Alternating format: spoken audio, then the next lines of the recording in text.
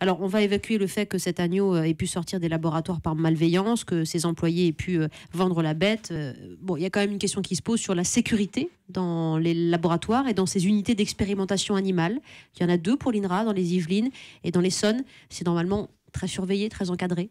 Oui, effectivement. Donc, ce sont des animaleries scientifiques qui sont déjà encadrées par des comités d'éthique et qui sont chargés d'évaluer déjà le nombre d'animaux qui vont être élevés dans ces animaleries.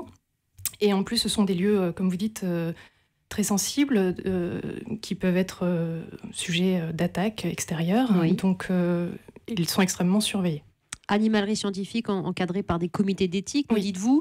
Il y a 17 centres en France, 10 000 personnes pour les recherches agricoles et environnementales et dans l'alimentation également. Il y a combien d'animaux sur lesquels on pratique des expériences à l'INRA ?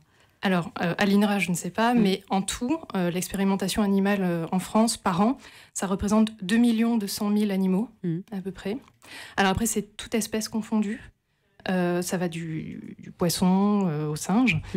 Bien sûr, en passant par les rongeurs, vous avez à peu près 60% qui sont des souris, 10 à 20% selon les années qui sont des rats, 16% de poissons, et le reste, donc, ça peut être des mammifères, chiens, chats, furets, singes. Et donc des moutons. Il y a cette petite Agnelle, Ruby, qui est née dans l'Essonne, qui participait au programme Mouton Vert, qui a été lancé en 2009. Ce programme, c'était pour des protocoles expérimentaux sur plusieurs types de mammifères, pour des recherches thérapeutiques et pour l'homme.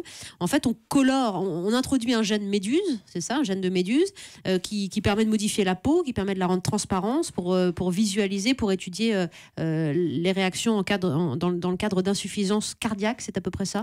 Alors, ce n'est pas les informations exactement que j'ai eues. Ce gène, effectivement, est issu de la méduse.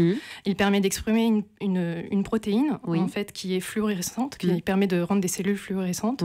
Et comme ce sont il s'agit, là, dans le cadre de cette expérimentation-là, d'une greffe de cellules pour restaurer des fonctions cardiaques, ça permet ensuite, dans un dispositif d'imagerie médicale, de visualiser ces cellules et voir si la greffe prend. Après, la peau transparente, je ne crois pas que ce soit le cas dans cette étude.